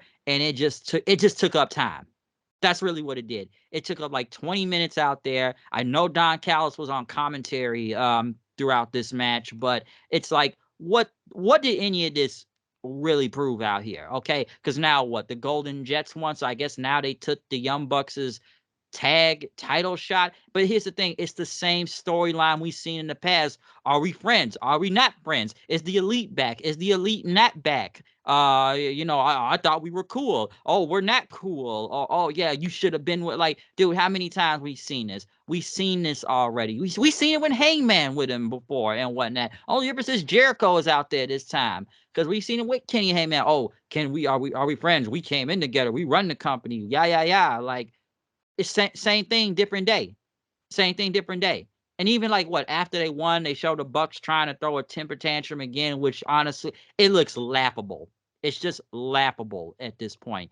It's almost like, why was this match even on the card? Because what? It's California. Oh, so the Bucks will get cheered because it's California. That's their home state, right? Yeah, they may have got cheered on what was it, either Collision or Dynamite last Wednesday, I think it was. But nah, tonight they were getting boos out there, and they got CM Punk chants thrown at them too.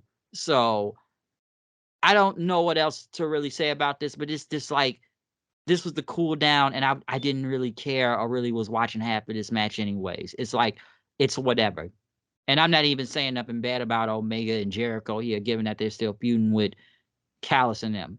This is kind of mostly on the Bucks. You almost stuck the landing. I was going to blow your mind and actually agree with you until that last sentence. Got to put Jericho in them too, because they're involved in it. I'm gonna say this, man. I had go ahead. You go. three major problems with this. Right. One, right off the bat, this is a waste of Kenny Omega. All of this, everything involved with this is a waste of Kenny Omega. Kenny Omega being in the cool down match before the main event in some tag match with the same story we've been seeing time and time again is a waste of Kenny Omega. That's problem number two. I actually do, and I know you and I have gone back and forth about this Punk and Bucks and all that shit. Well, whatever. And I was actually really going to agree with you. This whatever this story is with the Bucks, I hate it. It's garbage. They look like, I mean, and I guess the point is you're supposed to hate them. Like the fact that they can turn heel in front of the LA crowd and get the crowd to turn against them. I mean, good for them, whatever. But this story is so trash, man. I would like to think as EVPs that the Bucks have some kind of say in their creative. I would find it hard to believe they don't. But the fact that this is the third time that we're seeing this story told is just with Chris Jericho now instead of Ibushi or Hangman.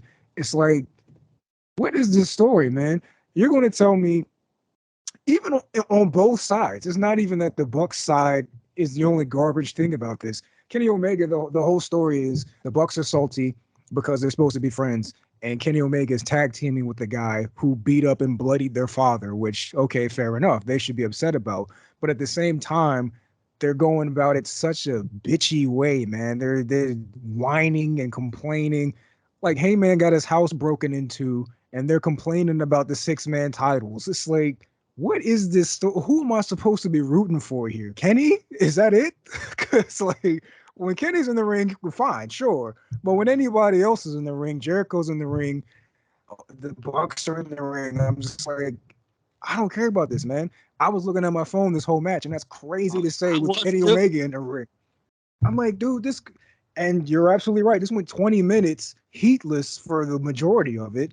I mean, they got the crowd there in the end with the near falls and stuff, as Young Bucks matches do. But at the same time, it's just like, who could possibly care about this? Who are you supposed to invest in, man? And I felt that way for a long time. This is problem number 3 about everything revolving around Chris Jericho, man. And my man, whenever he's in something, it makes whatever he's doing worse. The Daniel Garcia thing, the Adam Cole feud, thing that was centered and now became a Chris Jericho adjacent thing, and now this is like, what are we doing here? The breakup of the Jericho Appreciation Society, where we're supposed to root for Jericho, even though he pretty much was a dick about it. Like, what are we doing, man? Like everything surrounding this is terrible.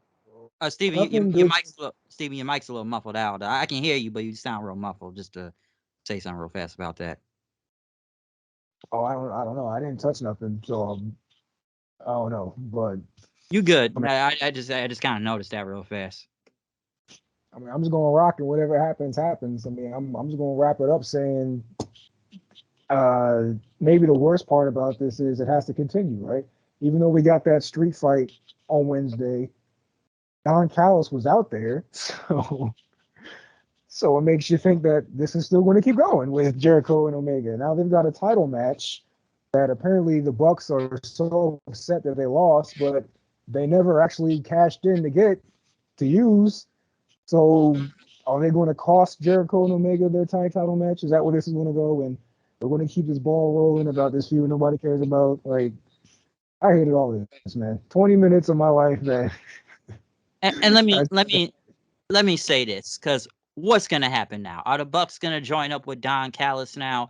Is that the thing? And I think I've said this in the past too. I like Kenny Omega when he's by himself, away from the Bucks. When he's away from the Bucks, okay, I'm digging it. But if you got him involved with the elite stuff, it downgrades Kenny Omega. Like it really does. Like, and this was another example of it. Even in this match too. Like you said, like if you've seen one Young Bucks match, you've seen them all. Okay, like it's damn nearly almost the same thing we saw last Wednesday and whatnot. I can sit and go on and say it's a spot fest if you want me to go there, but like it's like, what did this really matter? Like come on, like where was this really mattering to? And like you said, Kenny Omega in a cool down match, yeah, that is kind of hard to believe in a way. But I'm just saying, why are we even doing this? And I said this before. I feel like they've had nothing for the Bucks really right now. It's like they're not really over like that. There was, like I said, this match was heatless, so they're trying to gain some type of heat, but they are just there and they're reiterating the same storyline over and over again. And it's like, why do we need to care about this? Why did this match even matter? It's like this match was added to the card just because. And I'm surprised it was this late in the show too for this match also. But I didn't really have much care for it. I don't. And kind of tells you when the crowds, your home state's booing at you too. And like I said, getting CM Punk chants thrown at you also. So it's like, why? And like I said, the Jericho thing, we can go on about Jericho's feuds of how they, has anybody really ever gotten over in a lot of these Jericho feuds. So hey, Action Andretti, remember him? Remember Action Andretti? what No. what happened to that? Or even, well, Guevara's hurt, but even we talked about the whole Sammy thing also. It's like, oh, Jericho beat Sammy. Shouldn't have been the other way around. And then he could have turned heel on him. But no, they wanted to recreate WrestleMania 19 like it was Jericho and Shawn Michaels out there. Had the same gear on and everything. So it's like it makes you question a lot of what is going on in this feud, or how long with this Don Callis stuff feud is going to keep going. Which, like I said, they lost again last Wednesday. We saw how that whole video game advertisement fiasco really went with that match, because I'm sure that is most likely going to continue now with Hobbs and all of them, or if Ibushi even, I guess, well, if it's a tag match, they'll put Ibushi in. But we already talked about how Ibushi has been in AEW lately, and that bicycle stuff was silly last week. But no, this match to me didn't really matter. This tag match was whatever. I'm assuming maybe the Bucks will screw Omega and Jericho out of the titles now. But we've already said this comes off very whiny, bitchy, and it's like, I feel like nobody cares. It's like they inserted themselves into a story to try to get over, and they're not really over right now. They are just there, and nobody cares. Yeah, I don't have anything else to say about this. I didn't like it like at all. I Right, it's mean, probably one of the the worst work things was to be thrown. fine. It was probably one of the worst things Yeah, out. Like, that's how I look at it. So, it was the worst thing for me. Like, literally the like worst thing. nothing else on the show like made me feel like this. I was just like, this is so garbage, bro. Like, not even like nothing was botched. It was all worked fine. It's just what this was trash, bro. Yeah, and that temper tantrum thing, I was just laughing at it because it looks so silly. It just looks silly. It's like it doesn't even make them look like angry. They just look like what we can go say, they're like whiny little kids out there. It's just laughable. That's what it looks like. Which I So guess was the point, but it's just like, who cares, man? who cares? Like who gives a, like who really cares about this? Oh, we're not friends. Oh, we are friends. Oh, we're not friends. I'm like, who gives a shit? We've seen it already. Same shit, different day. Y'all So are who grown cares? men, bro. I've seen that Like, point out. The grown men. They said these guys were almost 40. So I don't know. This shit's stupid. But now we get to the main event of this show for the AEW World Title, which at first we thought it was gonna be Adam Cole versus Jay White, but then it ended up with MJF returning to the arena in an ambulance, same gear, with his leg all taped up and everything, even just getting past the referees and all the agents saying you can't do this match, but he still went in and did this match though, which we talked about this yesterday. So what did you bring up? Jay White's about to lose to a one-legged man out there technically, because you can really kind of go there when you think about it. Because yeah, MJF, he was already hurt. So, and he still beat Jay White. And the match itself, we talked about this before. Like you said, with the whole blood feud, it's like we're supposed to be serious. Like this man stole your title and beat you up and anti-Semitic stuff. But we still see MJF. He's signaling for that kangaroo kick out there. We got to do the kangaroo kick. We got to do whatever type of team name him and Adam Cole came up with. I'm surprised we didn't see Roddy out in this match shout Adam a whole bunch of times. I'm surprised we didn't even see that. But just just so much. Oh, did you see the table spot? That the table broke. Yeah. The table broke, and they still did the elbow drop. I'm like, we still gonna do it? I'm like, okay. I'm like, just hit the floor though. We're just gonna hit the floor. Don't even worry about the table. I'm like, you could just came up with a different spot then. I didn't understand why they still needed to do that one. But just throughout this match of Jay White focusing on MJF's leg and all the time, and the whole dragon screw and trying to hit a figure four on him, and MJF is still getting out of it and whatnot. And of course, you're gonna have a ref bump in this match, and then shenanigans are about to take place, and ref gets hit, and even Cole trying to use the title, but Jay White took it from him and hit him with it, and it's still a kick out. And then when the referee is down, the diamond ring comes in, and MJF just starts hitting the gun club and Jay White with it and won the match. So, we're not surprised MJF won here. Like, come on, we knew he was going to win. All right. And the match itself, the crowd ain't into it. The crowd was going to eat this up. And it wasn't bad, but it does make you question some of the logic in this match, too, to a lot of things. I mean, yeah, I've seen a lot of people say that Jay White didn't look good for the fact that he lost to a one-legged man. That aspect of it didn't bug me. I mean, if a one-armed Cody Rhodes can still be a challenge to Brock Lesnar, then then a one-legged MJF can face Jay White. Really. But what annoyed me about this match is MJF went to the Seth Rollins school of selling, where I got a bum leg, but I'm going to do all this leg-based offense and take all these chances I don't normally even take with this bum leg. Like I'm going to do an elbow drop off the top rope to the floor with this bum leg. I'm going to do a kangaroo kick with this bum leg. I'm going to do a dive with this bum leg. I'm going to go for the Panama Sunrise with a bum leg. Like all right, man. Like we can't do both, man. Either you're selling the leg or you're not, bro. You can't.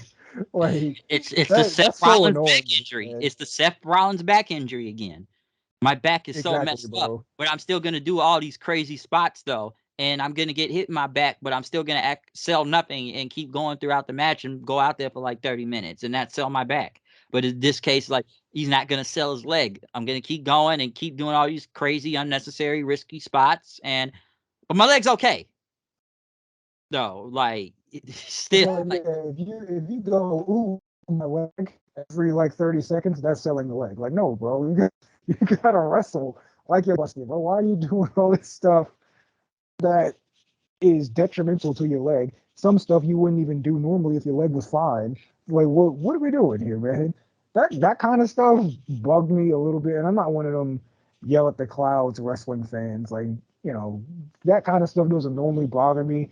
But when you made a show long story about this man's leg busted, it's like, all right, man, like, come on now, what are we doing here? And that's not even complaining about the fact that they were going to take MJF out of this match because of his bum leg, and then put Adam Cole in this match with his bum leg. It's like, just throw all the logic out. Like, I don't know. And on top of that, all the stuff I said earlier with the story and how they built this with, I don't know. I wasn't really into it. It kind of dragged for me. It was, it was kind of whatever until it finally ended. So yeah, it was fine, but I wasn't really into anything. yeah, and all it really ended was just, Cole and MJF hugging and, saying, "Oh, I'm still the champion. I love you fucking sickos," and whatnot, which, you could barely I couldn't even barely hear it because Excalibur won't shut the fuck up. So you couldn't even hear what MJF was saying at the time to the camera because he won't, the fucking commentator won't shut up. And, going into the end of this whole thing, which now makes me wonder, we talked about the challenges earlier. So is Samoa Joe next? Is Wardlow next? Hell, we didn't even see the Devil Mask people. I actually thought them Devil Mask people were probably going to come out there at the end of this show, and it's going to be some big swerve that was going to happen. But nope, didn't happen. Yeah, I highly expected this to end on a cliffhanger with something happening, but it just ended. And I was like, okay, It just that's it. it just ended. Like, there you go. Show's over. Like, that's it. MJF retains. There you go. I don't know where they moved Jay White on to after this, whatnot. Like I said, we knew he wasn't really gonna win, anyways and whatnot. So it is what it is about this match. It wasn't bad, but like I say, it's a lot of logic with the selling and the injury of what we're playing into here, and whatnot. So it's a lot of things to question about it. At the same time, I knew the crowd was going to eat this up, but they still love the whole MJF and Adam Cole thing. Which, like I said, we got to keep Adam Cole on TV, even though he's hurt.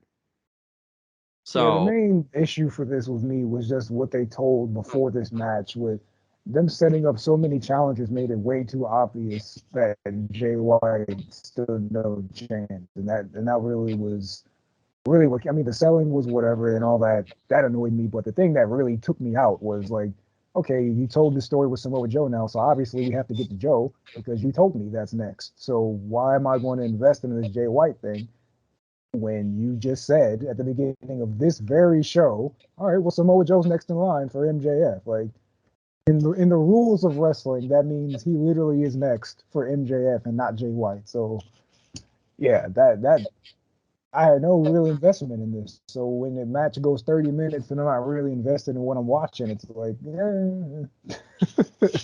and I'll say this too. I forgot now, but I have to remember, like, MJF has held the title for literally one full calendar year now because he won it a full year last year.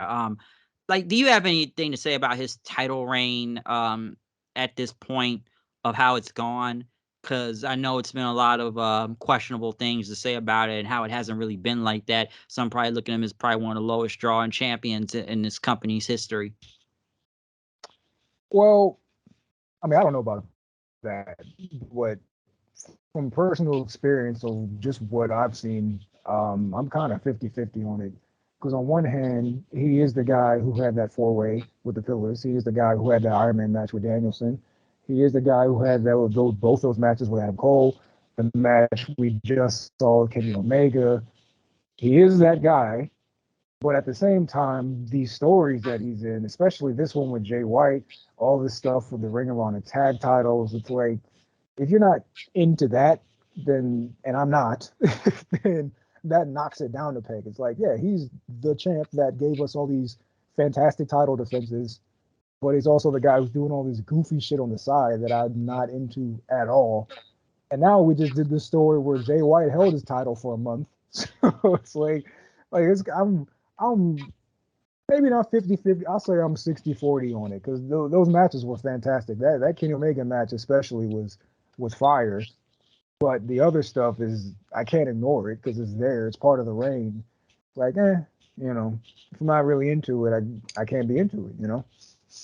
It is what it is. Like I said, there's good parts and bad parts to pull out of his title reign and whatnot. But I just feel like recently, and like I said, with all these people involved, with Cole, Jay White and them, Samoa Joe, Wardlow, the Acclaimed and whatnot. So it's just kind of been all over the place to where it's been going with his title reign. Like I said, the devil people too, because we haven't known who that's gonna be. And let me say this about the devil thing real fast, because I know a lot of people thought, first off, I knew it wasn't gonna be Punk. It was not gonna make any sense if it was Punk. If it was, it'd be probably one of the biggest swerves in wrestling and whatnot. If we're gonna go to a long story, elongated thing and whatnot, but I knew it wasn't going to be him. I know some people believe it's going to be, Jungle Jackoff right there due to the whole glass spot with the Acclaimed a couple weeks ago. But I don't think it's him. I don't know who they think the devil thing will be and whatnot. But I don't think it's what people were trying to think it was going to be, or if he was actually going to take off the mask on the pay-per-view and whatnot. So I just feel like they're trying to have MJF involved in a whole bunch of other stories, but it's not like they're really playing out as well as people think it would. Yes, you're open challengers up for him and whatnot, but it's just the way how these stories have been going. It just somewhat feels wacky half the time. Yeah, I can't disagree with any. I don't know where that Punk thing came from. Like, nothing about. They haven't teased anything to suggest it's anybody. So I don't even know where the Punk stuff came from. That nigga is gone.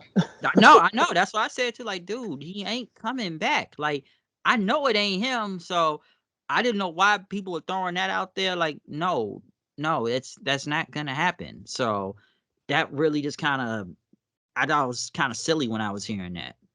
If it's Jack Perry though, like I'm gonna that's roll my such eyes at that. a. I'm gonna roll my eyes at that. I mean, but even why? Why would it be Jack Perry? What's the? It would make more sense in storyline for it to be Punk than Jack Perry. So it's like, why would it be Jack Perry? This obviously feels like somebody either close to MJF or who has a personal vendetta against him. It could be Wardlow. That would make sense. Adam Cole makes sense. Punk would have made sense. Jack Perry seems so random What about to Roddy? be. I mean, I don't know. I don't know. It's hard, man, because he's playing such a goofy character that I don't know if you can just turn it around and he's serious Roddy again. Like I don't. I think this is just what he is now. Like, Yeah, him in the kingdom, just Adam and what's his face there? Not Mike Bennett. Taven. What's Taven? Yeah, wasn't he walking around with a giraffe or something? Yeah, this neck strong and all that. Yeah, nah, bro. I mean, they could be the minions and the masks, but to be the devil, bro, like nah, nah. Nah, so I don't see that, and I don't say, oh well, MJF cut a promo on Jack Perry that one time. Oh, you're gonna be successful, you gotta be like me. But I'm like, dude, that's gonna be so random if they have Jack. It's not like Jack Perry was already over as a heel anyways when they had already was trying to begin with. He wasn't that over as a heel that much. I promise you, yo, if it ends up being Jack Perry, and we could hear this man come out, it's me, Max. I'm the devil, and like with his little Jack Perry voice, bro. This is about to be so dog shit. Like I can't even, I About to can't even, suck. bro. Can So you yeah, imagine the first promo of the reveal and it's Jack Perry, bro? Like, nah, bro. It's got to be somebody with some sauce, bro. It can't be Jack Perry, dude. we already see what they were trying to do with the Hollywood thing, and it wasn't really getting over like that as it was anyway. So he's not that great of a promo guy. Like, no, it's like you're not gonna make me believe that this preliminary dude is now gonna be like one of the biggest things and whatnot to go for the world championship. Like, come on, we saw that in the whole 4 pillar battle thing. We looked at him as like the lowest person kind of out there and all that. Even I said that, like, how is this guy supposed to be a pillar again now? Like, I really was questioning a lot of it. Okay, so heel or face, it's like no, it is no, it ain't it ain't it. It ain't it. Like because they be like, It oh, for sure ain't it. oh, I like when somebody say like, oh, he'll get heat though because he's technically the one that got CM Punk fired from the company. Yeah, and he still got his ass beat by CM Punk at the same time though. Yeah, but none of that matters. What matters is it's just like when Rikishi was revealed to be the guy who ran over Stone Cold, and he cut his first promo after the reveal. I did it for The Rock. Like this is it's going to be exactly like that, bro. The reveal is going to be like, huh? And then he cuts the promo, and it's going to be such a promo that you're going to have to pivot and say, actually, it was Triple H's idea. Actually, it was Warlow's idea. Whoever it's going to be, but it ain't. It can't be Jack Perry, man. There's no universe where it works as Jack Perry. Like, nah. No, I don't see it working like that. I can see other people, but no, I don't see it. And I'll say this last one, and this is maybe a bit of a curveball right here, but someone we haven't seen in a long time, Kyle O'Reilly. Uh, I mean, but what's the angle though? Why Kyle? I don't know because I don't know. Well, yeah, I have to go after MJF, but then it's like Adam Cole, you betrayed me. We were once undisputed. Yeah. Maybe I don't know. I'm taking a guess on that one.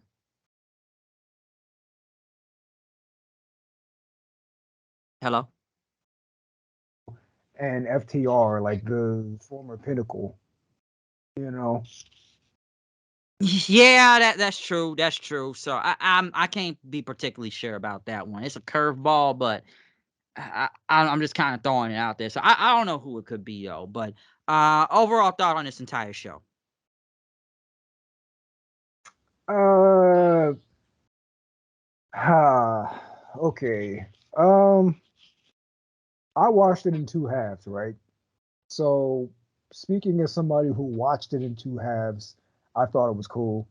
But if I sat there since 7 o'clock to the 12 midnight, it would have gone off. 5 hours of this show yesterday. I don't think I'd be as positive on it, especially after the Texas death match. Like after that, and it's like 11 something, and then the Golden Jets Young Bucks match happens. I feel like I would have just been like, "Fuck this show, bro." Like,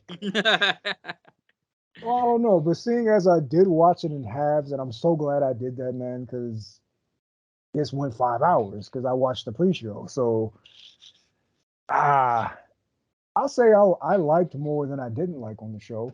I didn't think anything was egregiously bad except for the tag match, and even that wasn't bad in terms of what I saw. It was just bad in terms of what it was. So uh, I'll give it a, I don't know, less than a thoroughly enjoyed that, but you know what? I'll give it a thoroughly enjoyed that. I'll give that a smooth B minus because that Texas Death Match was insane. It was, and that really took me to a whole other level than anything else on the show. And when a show could be carried by a match that good, then I'll take that. Plus, the ladder match was cool. Um, the three-way was aight. The Shida Storm match was aight. OC and Mox was aight. The opening match was cool.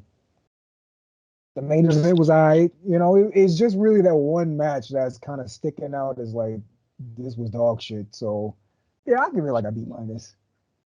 Yeah, I would kind of agree. I think this was a good show. I would agree. I probably would have to put the Texas Death Match probably at the top.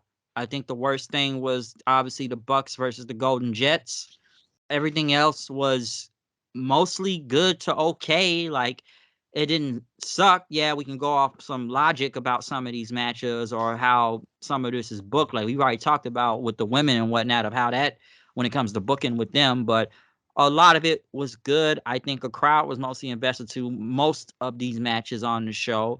Like I said, the 6-man opener with Edge and all of them, that was good. Like I said, the women's matches weren't bad, even though nobody really cared much about how the match went because you saw the crowd was quiet. They just kind of wanted to finish.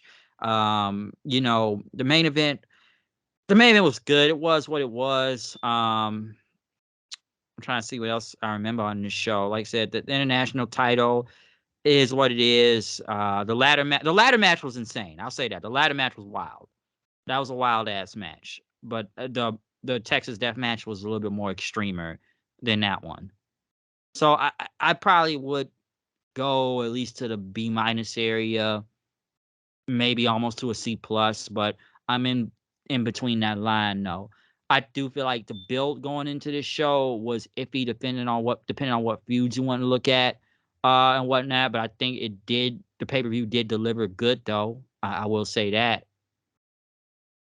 It just makes me Yeah, question a few things. So that's how I look at it though. So it was good.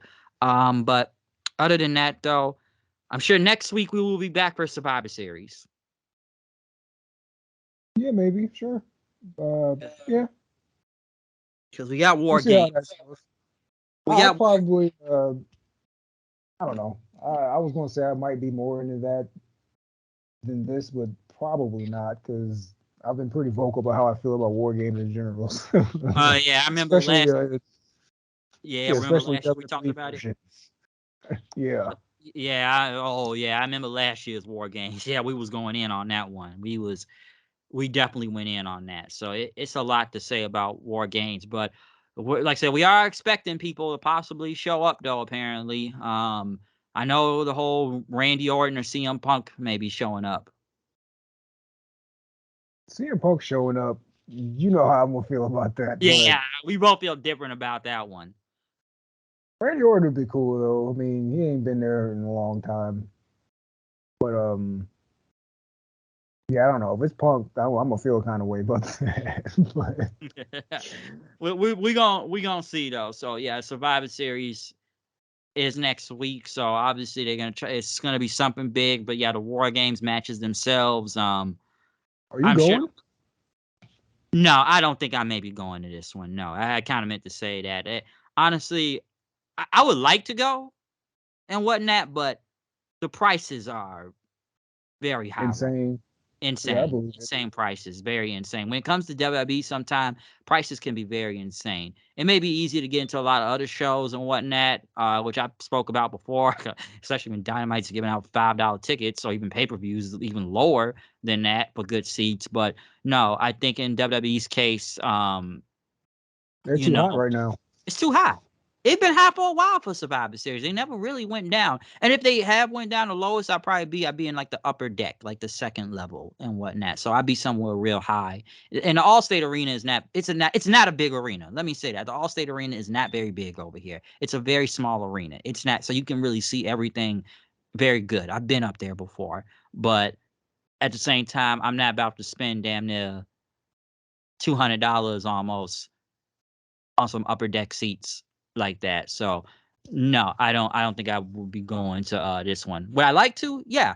And because I'll say the last WWE show I really went to was NXT Takeover War Games 2019 when Survivor Series weekend happened over here before in Chicago and whatnot. But that was when it was Raw versus SmackDown versus NXT, and I saw a better War Games match that night. Of course you did. So, and it was black and gold NXT at the time. So yeah. But other than that, subscribe. Follow me on Twitter at Hoodnight890. I'm sure we'll be back next week for Survivor Series. So yeah, anything you want to plug before you get up out of here? Uh, I guess I could mention that me and my boy JPEG's the Legend dropped a mixtape 2 at a Monster 10 on Bandcamp. So y'all check that out. It's us doing the hits, man. So it's the last time we're going to be doing one of these, and we decided we're going to drop a 90 track mixtape Damn. of us doing. Yeah, man, it's ridiculous. It's egregious. I went back to listen to it. It's egregious, but it's a heat on there, man. So yeah, if anybody's 90 interested, go tracks check though? that out. Yeah, it's really yeah. We were on one, but that's it. You know. That's gonna be wild though. But I was surprised when he said 90, but hey, I'm sure it's gonna be good though. Yeah, so if people interested, that's up on Bandcamp on JPEG's The Legends Bandcamp page. So yeah, it exists. It's 90 tracks. Just know that going in. 90 tracks. That's gonna be wild. That's definitely gonna be wild. But yeah, other than that, we're out of here. I'm sure we'll see y'all next week for Survivor Series. So yeah, other than that, peace.